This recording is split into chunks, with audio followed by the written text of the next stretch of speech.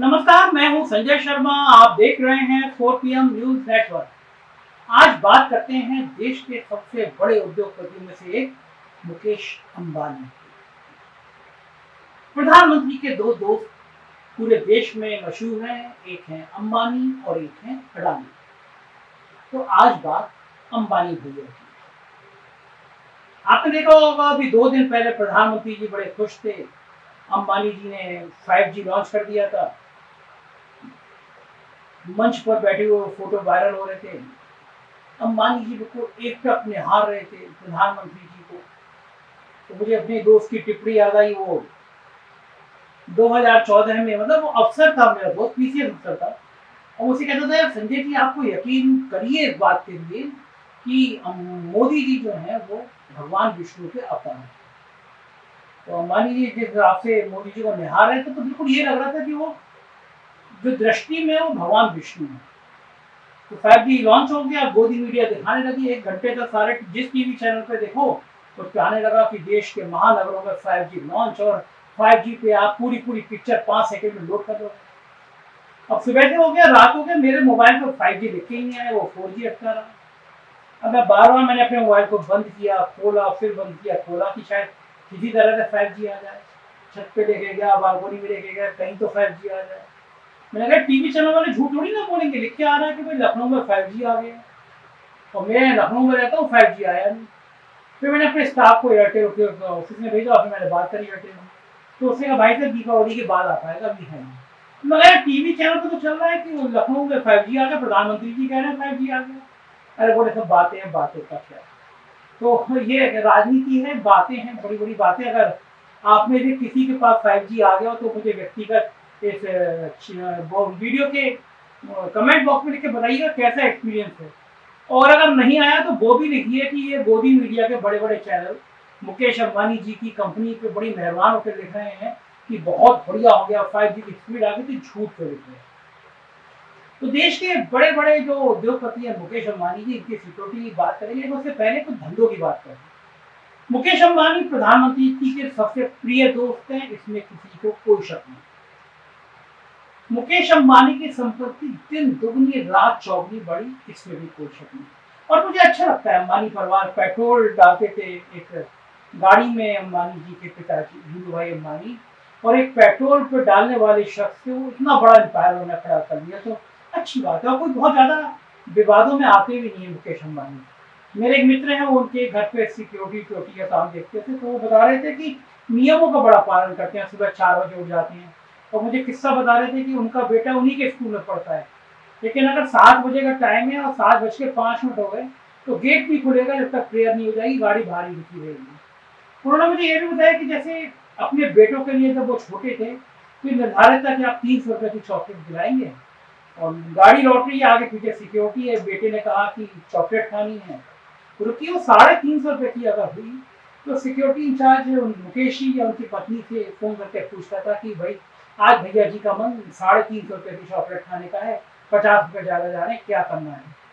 तो इस तरह बच्चों को उन्होंने अनुशासन में पढ़ाया है, और अच्छा है, शाकाहारी है, सुबह 4 बजे उठ जाते हैं, वो करते हैं, अच्छे उद्योगपति है, कोई विवाद नहीं है। लेकिन मेरा मन तब टूटा जब उन्होंने सोचा कि पूरे देश को साम्राज्य मेरा होना चाहिए। अगर अडानी भैया बीच में नहीं आते तो कहीं ज्यादा बड़े आगे तक पहुंच जाते। देश पे कब्जा अभी भी करी सा लिया है, 2 ही लोगों ने किया है, अंबानी और अडानी ने। देश जो भी हो गया बच गया है वो ईस्ट इंडिया कंपनी की तरह, या तो मुकेश अंबानी का है या अडानी का है। और जो बड़े उद्योगपति होते हैं वो सब ईगो भूल के दोस्ती कर लेते हैं। तो इन दोनों लोगों ने भी दोस्ती कर रखी है। भाई हम किसी स्टाफ को निकालेंगे तो तुम मत रखना, और तुम किसी स्टाफ को निकालोगे तो हम नहीं रखेंगे। दोनों का मोदी जी के कॉन्ट्रैक्ट है, नौकरी तो आप ही से निकलनी है, क्योंकि नौकरी अपनी बची नहीं।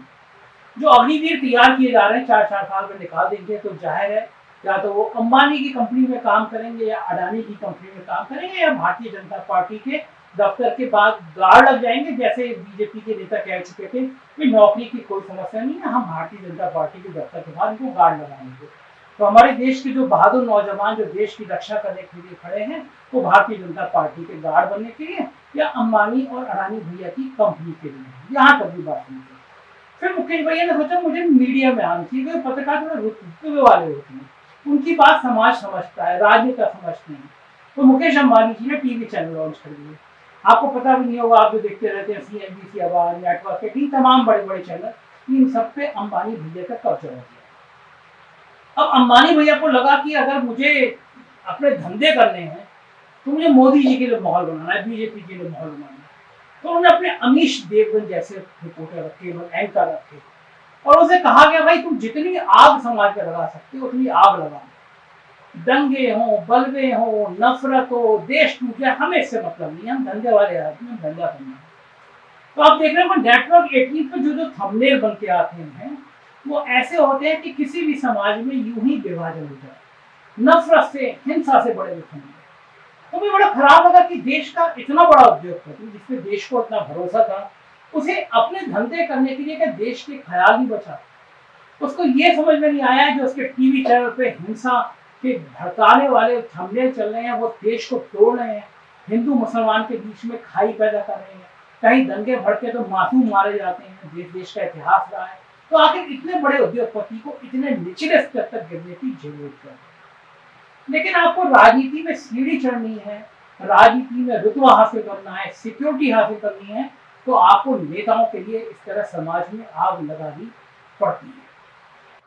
देश के सबसे बड़े उद्योगपति मुकेश अंबानी की जेट कैटेगरी की सुरक्षा को बढ़ाकर जेट प्लस कर दिया गया, मतलब और बढ़ा दिया।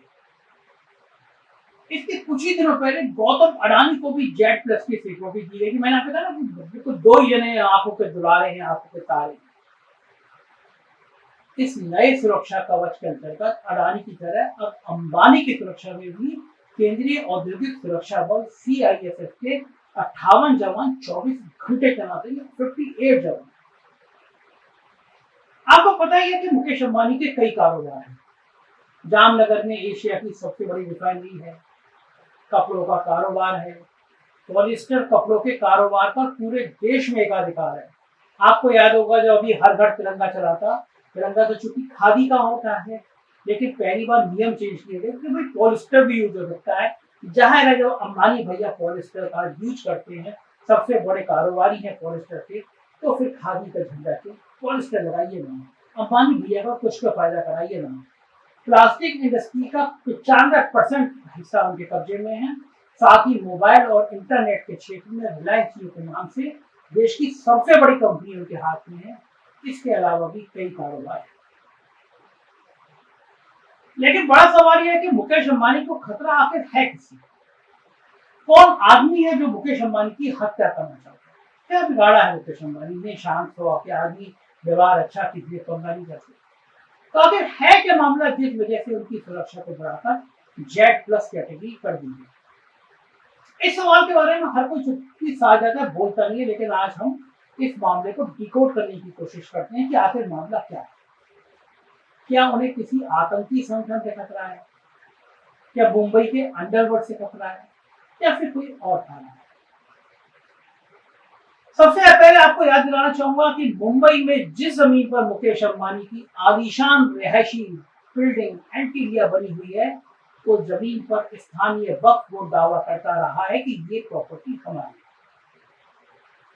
स्थानीय लोगों की माने तो कागजी रिकॉर्ड में भी वो जमीन वक्फ बोर्ड की है, लेकिन उस जमीन को अपने धन बल की ताकत के दम पर मुकेश अंबानी ने हासिल कर रखा है।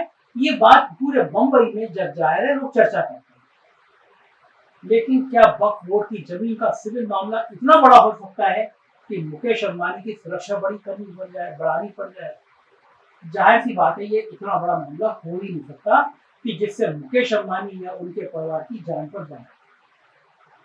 बात दरअसल कुछ और इसको समझने के लिए मैं थोड़ा आपको बैकग्राउंड में लेकर चलता हूँ। तारीख थी 5 मार्च 2021।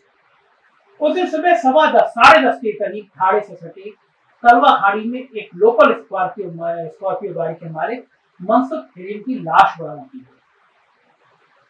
इस लाश के मिलने के बाद उस वक्त महाराष्ट्र के विधानसभा में विपक्ष के नेता देवेंद्र फडणवीस ने आरोप लगाया था कि शव निकाले जाने पर मनसुख के हाथ बंधे हुए मिले।